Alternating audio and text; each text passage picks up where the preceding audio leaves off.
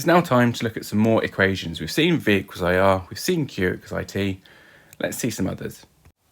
This equation is all about PIV, power equals current times potential difference. And this is the equation used for electrical power. Power is measured in watts, and that's capital W. Current, same as before, amperes officially, but you can get away with amps, capital A. And potential difference is measured in volts.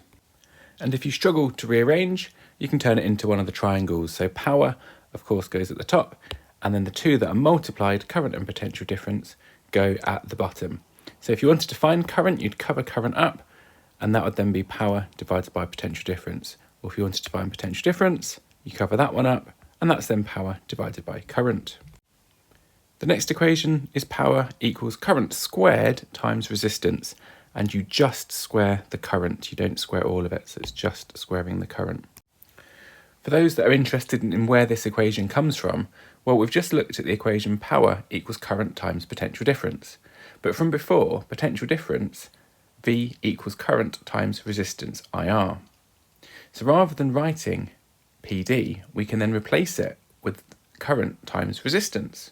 So we've now got power equals current times resistance, which then, because there's two currents, that then gives us the current squared.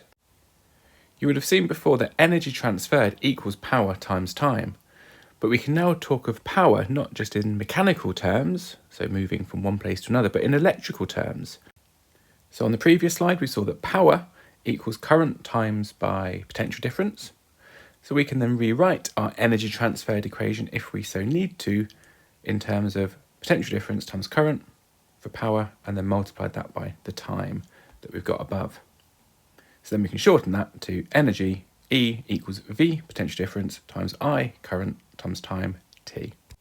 Something that's easily forgotten, it's also worth mentioning at this point that energy transferred, its units are joules with a capital J.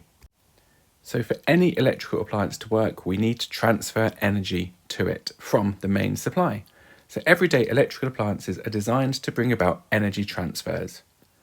And then the amount of energy transferred depends on how long the appliance is switched on for, but also the power of the appliance. So a kettle might be 3 kilowatts, so that's 3,000 watts. We might have it on for a few minutes, so you then need to make sure that those minutes are transferred into seconds.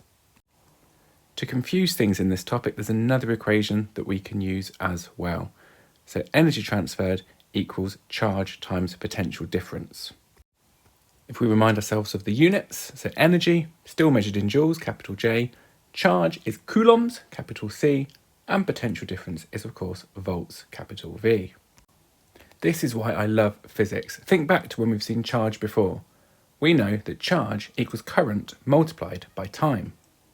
So if we now put that into the equation instead, so energy equals, rather than writing charge, we can say current times time, and then multiply that by the potential difference. If we then simplify that just by using letters, so E equals I times little t times big V, and we can rearrange that to what we saw a moment ago. So energy equals VIT, so same as on the previous slide. Cool, isn't it? So some notes to take away from this. Work is done when charge flows in a circuit. The electrons need to be encouraged to move. They need the potential difference to push them. Work has to be done. You have to transfer energy from one form into another. Chemical to electrical if you're talking about a battery and electricity.